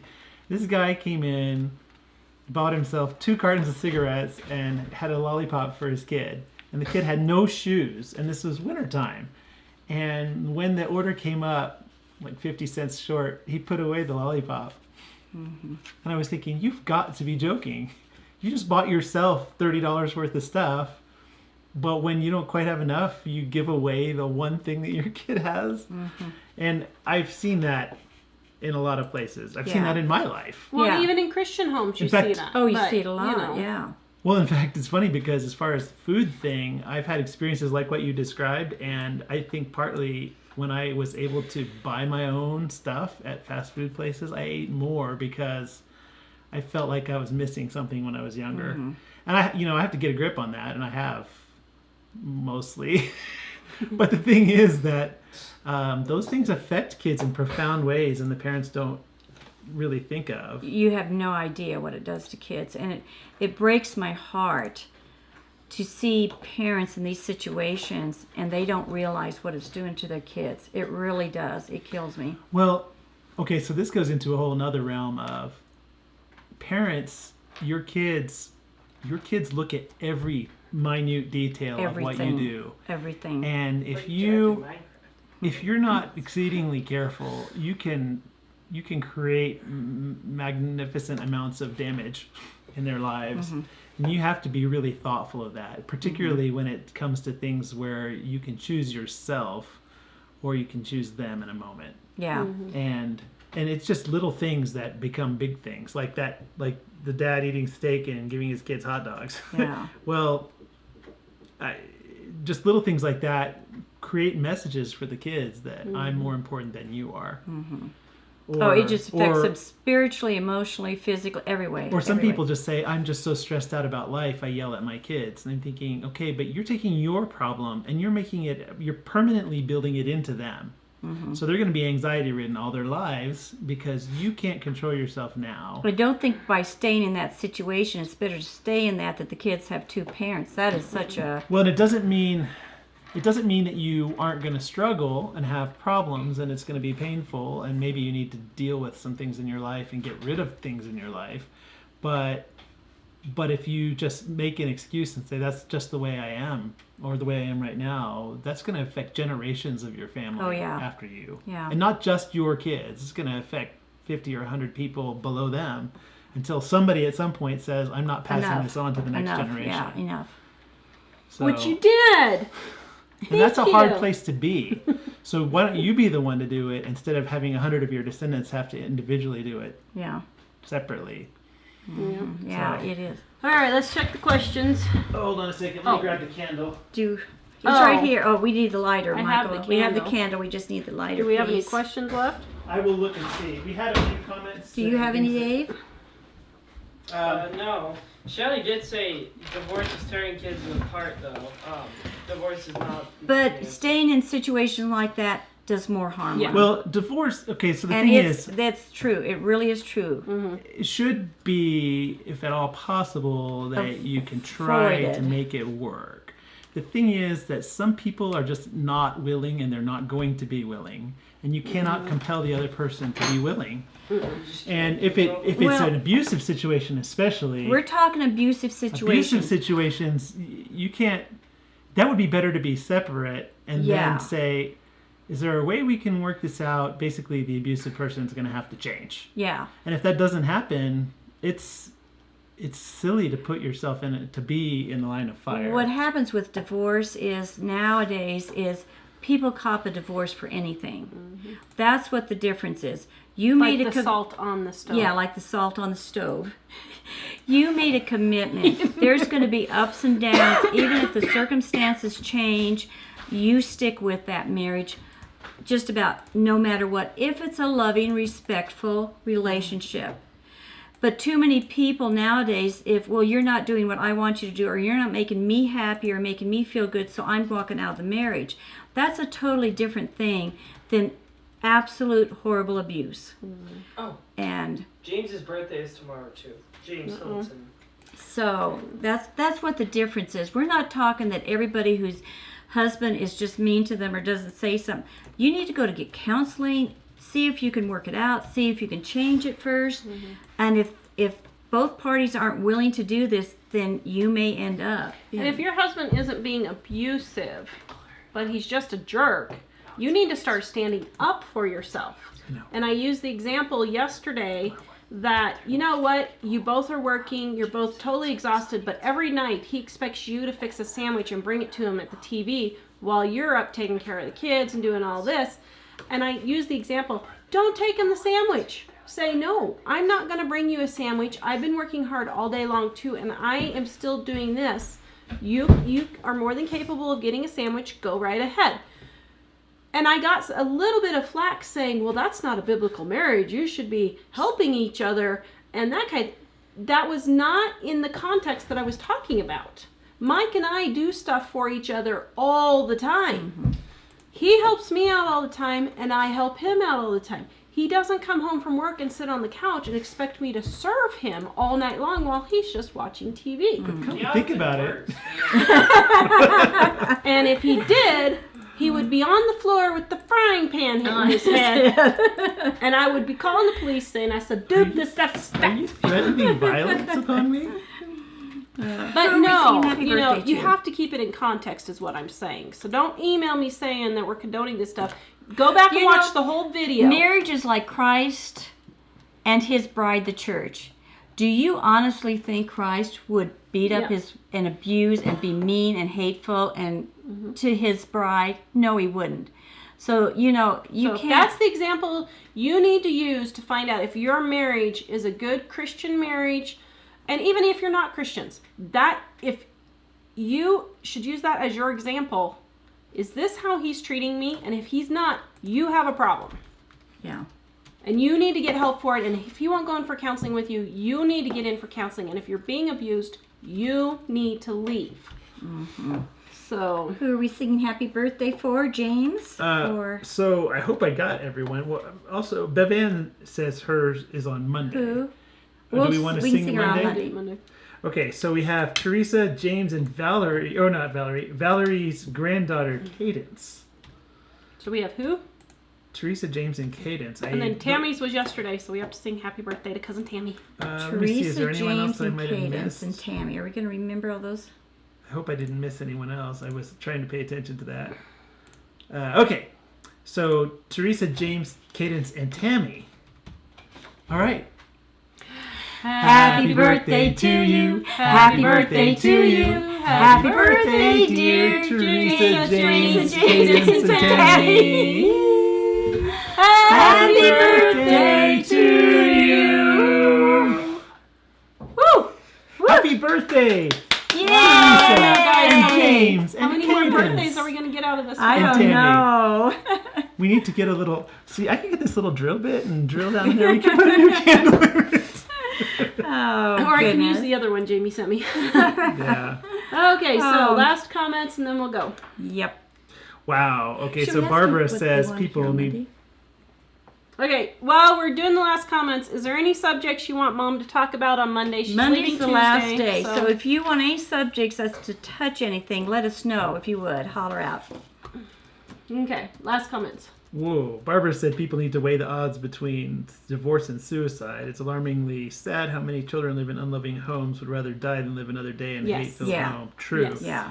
And Carol says, I have to say that being a wife of a controlling husband, I was surrounded by his family that ignored all this behavior. And because you loved him, you lose your personal strength, and it makes it hard to see that this is not normal. That is not Actually, love. one thing I can tell you about an abusive family structure is there's a point where you begin to question whether you really have touch with reality on certain things. Like you see things and you know they're wrong, but everyone else seems to not admit they're wrong. And after a while you think, man, is there something wrong with me? And I remember there was a Star Trek episode of The Next Generation, because I have to bring Star Trek into everything, where Captain Picard was kidnapped by some sort of aliens, and they were constantly telling him to say things, and he would not say those things, and they would like shock him or something over and over again, until eventually at the end he actually believed the lie they were trying to tell him, and they had to kind of deconstruct that. And a lot of abusive situations are like that. After a while, you can feel like you're the only one and there's something wrong with you. Yeah, and Well, that is not love. No. That is not even close to being love. When Tawra and Mike got married, after a while, he said he didn't realize what a normal family was like until they got married. He thought what he was living in was normal. You know, and it's sometimes Now he's hard. changed his mind again. Well, there were Yeah, times, he changed his where minds I again. thought, okay, I know this isn't right. And I know this is putting me in a situation so that in the future this can be used against me. But I didn't realize to a great degree how much of the lie I believed. Well, do you feel comfortable giving the example of what your dad said to you? Because people are told that all the time. Well, Or no, you don't have to. when we were teenagers, Oprah was a big thing on, and he used to say, all these people come on and they talk to people and just they talk to counselors, and counselors just put things in your head to make you believe things that aren't true about being abused and things.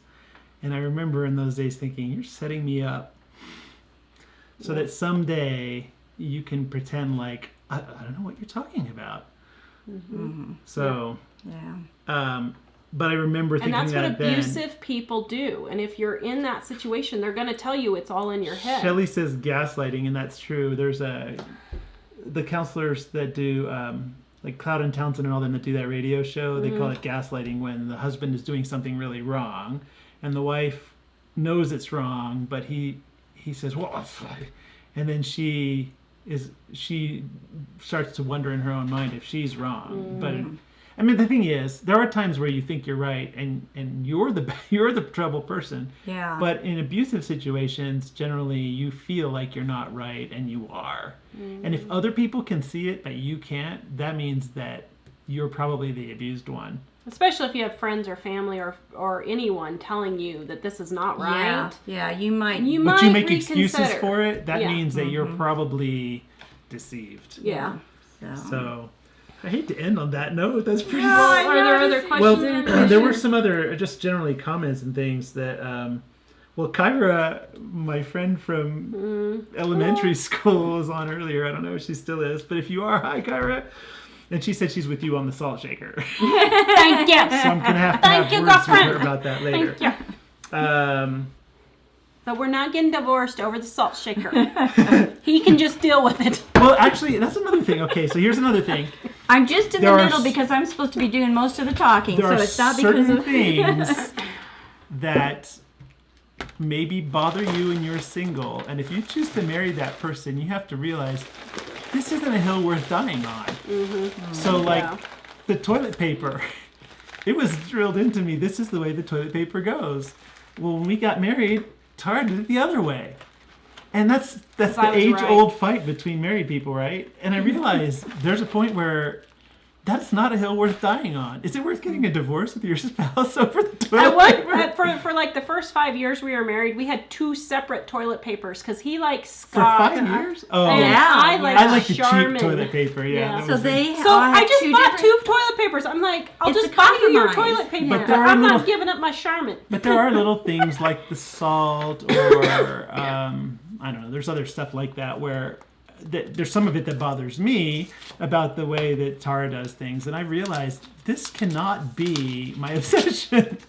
I have to say, that's the way she does that, and I do it differently. But this isn't a critical issue, and it's not the kind of thing that's worth fighting over. So anyway, I can't remember where that came from. Oh, thank you. Bumblebee sent us a Isn't that Christmas pretty card. card? How That is nice. gorgeous. Oh, and the stamp didn't even get stamped, so I Oh. can have stamped. Kidding. Linda says, "How long have you been married? It usually takes 20 plus years to train a hubby." She wasn't talking about you. I think she was talking about somebody else in the chat. Oh. But the thing is, there's some amount of growing that you do together. But if he's a real dork from the beginning, you kind of have to. That's one thing that Tawra was really good at when I didn't necessarily see it in myself, is saying, "Okay, this can't happen." And it's like, what? And a lot of times I knew it was true. Sometimes I didn't realize I was doing it. Sometimes it was something that I thought that was the way it was supposed to be. So, let's see. Pesh said, "My husband has so much stuff, boxes everywhere." Yeah, we kind of talked about that.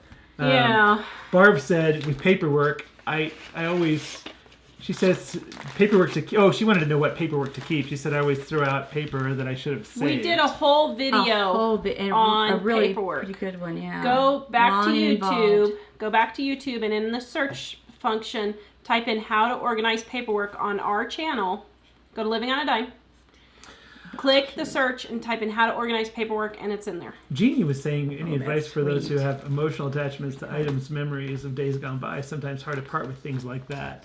We did talk about that some. We did, and Yeah. we talked about it on that same video Tara was telling about too. Yeah. Wait, who's this from? So this Justine? is from Justine. It came from Canada. All these are from Card, Justine. thank you, Justine. Hey, And That's a she pretty says she card. hopes that we'll come to Canada and visit Kelowna. Kelowna? Oh, Kelowna? Kelowna. Kelowna? That's in Canada? Apparently it's in British Columbia. Ooh, Well, you know maybe what? we'll have to Actually, go to Kelowna.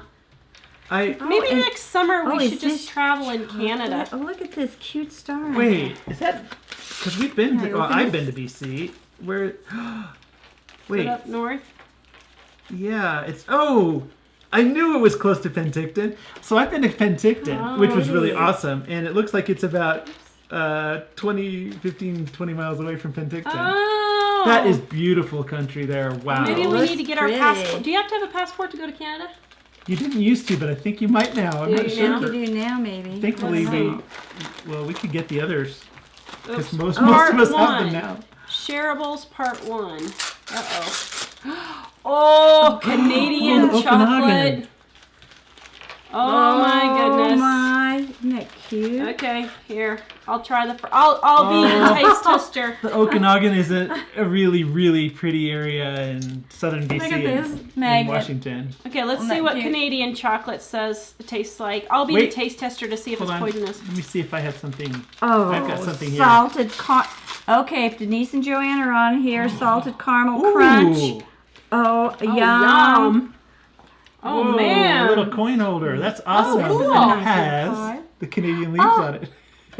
Sure enough. And That's here's cool, oh thank no, you. looks like Hi. something got ripped. Oh dear.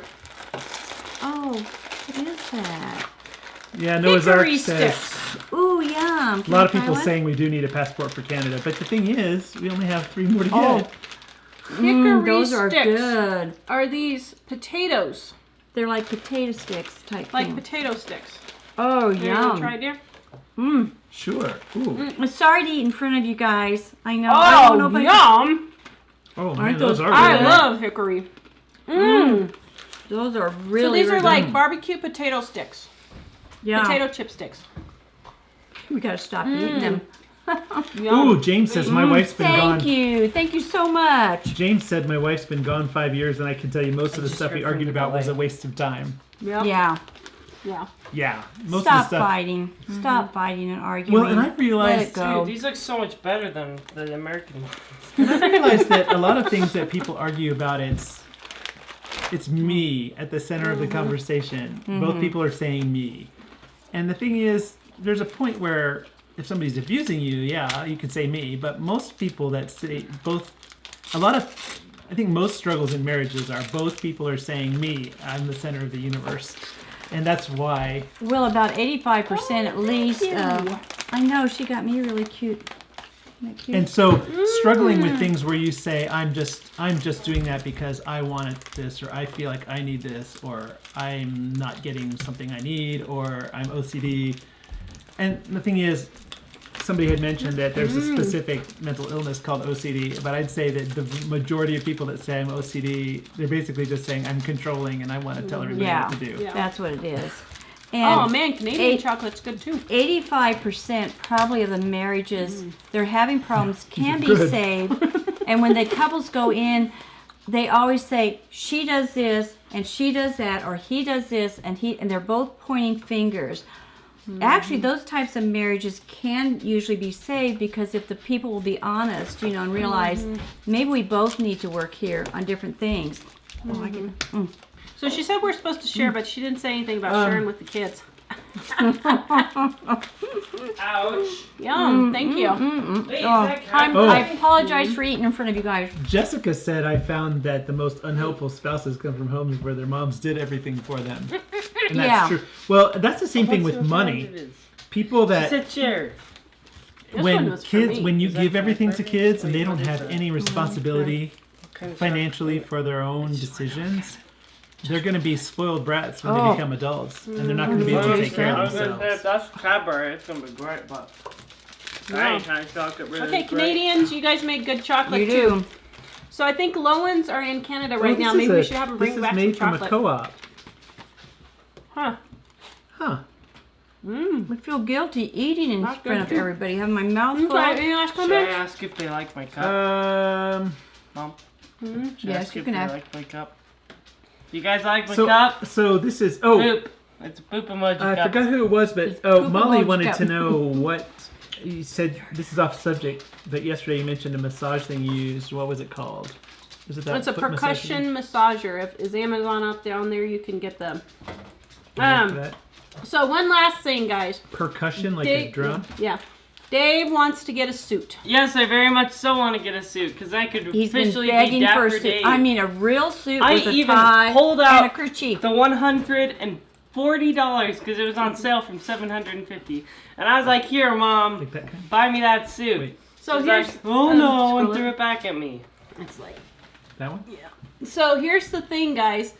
Do we let Dave spend $140 Is on a this the brand? suit When it's That- regularly 850, well, I think it was 800. But that he's probably going to that grow the out one of, like though? That's the only problem. I haven't been growing. Is this Last not the year one, I dear? was the same height that the I am one, John? now. Your mom said this Yeah. isn't the one. Is that this one? the It is one? Okay. Show me a Um, 9'10", I mean 5'10", and then I'll... You have grown. You grew like 4 inches in the last 18 months. Yes, So- you did. You grew a ton. He wants to get a suit. But he wants to get a suit. So do we get a $140 suit? Molly, I'm sharing the massager link in the description that you were I asking don't know. about. I can't believe he wants a suit. I'm very proud of him. He wants a suit. I'd be somewhat motivated to help him get a suit because he's the first of our kids. to I am express very that. much so Can you imagine wanting it. Dapper Dave wearing that awesome hat with a suit? And he got the Art of Manliness book for Oh yeah, Christmas. that's entertaining. And so that's really cool.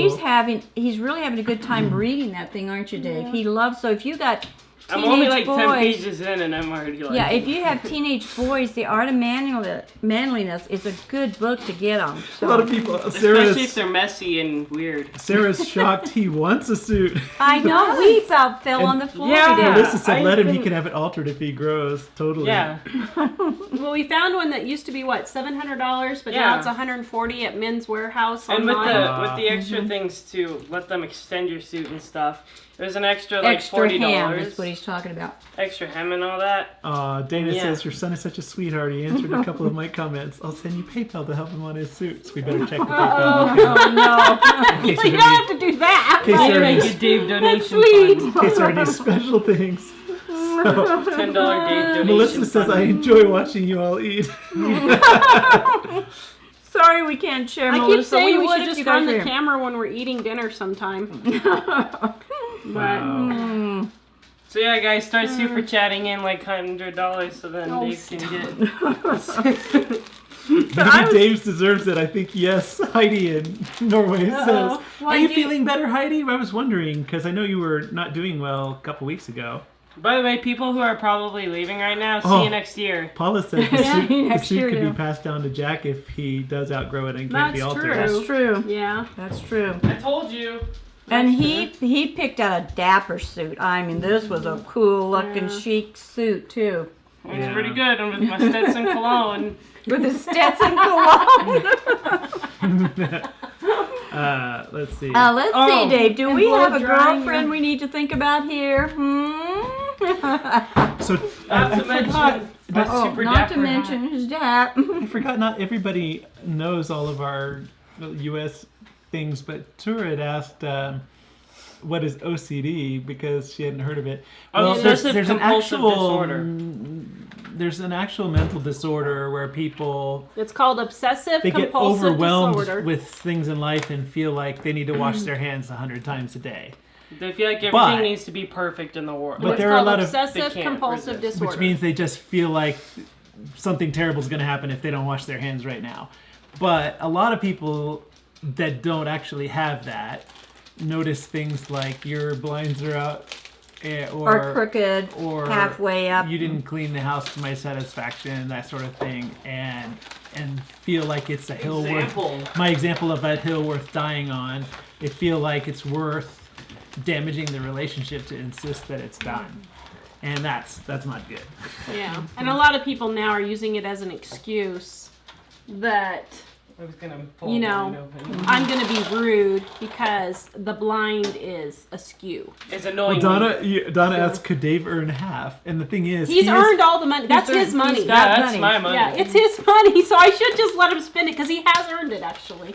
Oh, So, well. I yeah. told you.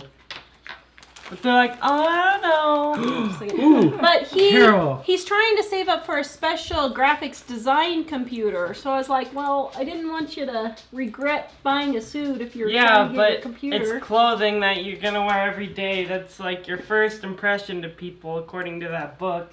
And so you want to Whoa. look professional. So then they're like, oh, this kid's professional and they're good. Then they Wow. think you're good. So Carol asked for our address, and I'm sharing that. Carol, she said I would. Where was it? Send her the link of the one. She said, "What's your address? I'd like to send you PEI and New Brunswick Maritime traditional treats." Ooh. That sounds awesome, and So, we would love to go to yeah. PEI. Ellie Prince and Edward Island. I would love to do a show just on tasting $1 different foods from all over the world because That'd be fun. that would be so much fun. That'd be amazing. Just to have Except a poor table. BJ. Did you tell him what happened to BJ? This was tasting different food. We so- told him before he left. We said, you know, when you go to another country, you need to be polite. You're and gonna they're have to eat the You're food gonna they have to eat have. some food that's maybe different. So be sure to eat anything they serve you. So He ended up in, I don't know if it was the hospital or the doctors. He had an allergic reaction to salmon. He'd never and had it before. He'd never had salmon and he was before. trying to do the right thing. And he, I never heard what happened. Did he burst out into hives? Was he throwing up? What I happened? think Did it's you hear? both. He just said he was violently sick, and he didn't explain what. But by the Oh. time he asked, he wanted me to wake up Tawra, which I would have done if he was in the middle of it. But he had already solved the problem, and then he was asking me to ask Tawra if we knew if he was allergic to that or not. So he's But- never eaten fish in his life. That But I he went know to a of, doctor so- and they gave him some medicine and said it looks like you had an allergic reaction, and he had improved by the time he sent me the Wait. message. Yeah. Do they speak English? So I was back and forth with him, but I said, it sounds like you're doing all right now, so maybe I'll wait till Mom gets up. Wait, did the doctor speak English, or did Zoe have to I don't translate? know. I don't know. He didn't say. It's interesting because in Luxembourg, he kept saying that Zoe was teaching him Luxembourgish, which is, I guess, similar to German. And then he was also practicing German. But it turns out everyone that's tried to talk to him is speaking in French. Yeah. So like, you should have brought Dave. Yeah, the second best compared to Cadbury, in my opinion. So. Out of English. Oh, Okay. yeah, so Carol, okay, so we should have said this before, but Carol says if you want to know what obsessive compulsive disorder, OCD, is, that you should go search Monk. Yeah. M-O-N-K. I was going to say Monk. There's a show, we really love it, but he's a detective that's actually got obsessive And compulsive we are disorder. not saying if you actually have obsessive compulsive disorder and you have a real problem with that, we are not belittling that at all. What we are saying is We're people not just saying you're say being that rude or they anything. have that and all this, and they're using it as an excuse to just flat out be rude. Well, That is what we're talking about. We're not talking about if you truly have a monk illness. yeah. Well, I think it's wrong for people. So many people say they have it, and those that really do have it then aren't respected or, you know, Yes. taken care of. And so Yeah. it's getting Yeah. out of Okay, control. Jack wants to show you guys something he did. Except actually, it's probably the words would probably be hard to see. It's okay. You can You hold can it up. read So it. he has on his hand This. Okay. THINS. So Okay, go ahead. Wait. Hold on, Dave will Let zoom me see in. if I can zoom it in. Set it closer. Oh, whoa. Oh, snap. Hold up. The camera's flipping out. Because this isn't attached. Sorry, guys. Technical difficulties. Rip. Okay. I don't know if you can see that. Maybe we need a Okay. Sharpie. That's okay. Go ahead and tell him. So it's like this is Bob. Bob said hi. Bob said hi when a car comes by.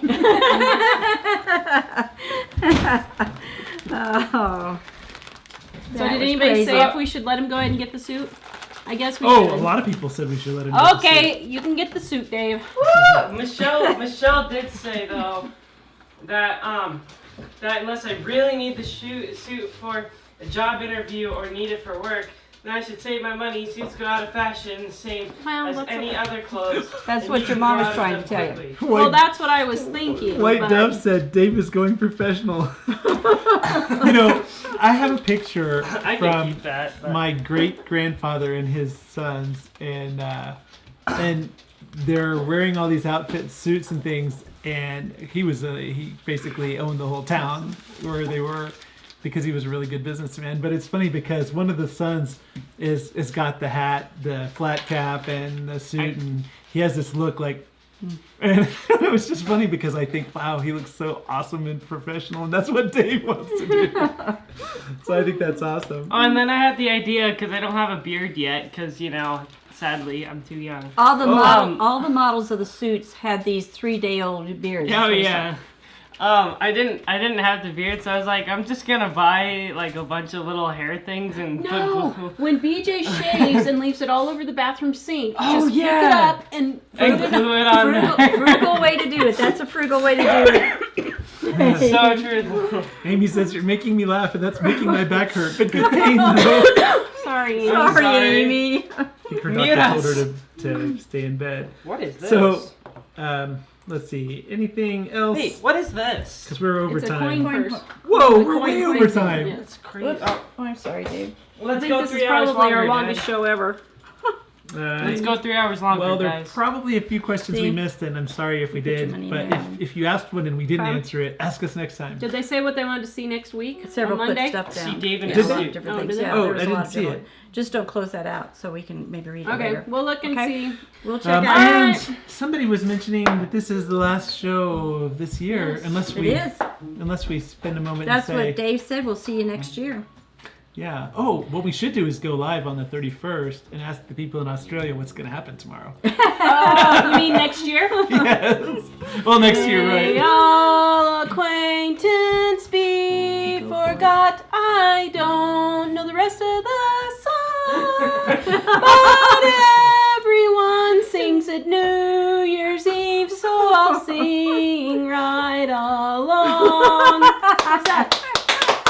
Okay then. All right, we will see you guys next year. Yes, next Please year. visit us at livingonadime.com. Wait, we should do a And if midnight you're live stream. confused, that means we're going to see you Monday. If you're having a CFS moment or something, we're not going to be gone for a long time. It was a joke! I know. I'm just saying that because I know we have a lot of. My joke was ruined. Well, I was joking the joke. So We'll see you anyway. guys next year. Goodbye. Bye. Bye. Oh, you guys. Oh, is it chocolate for dinner?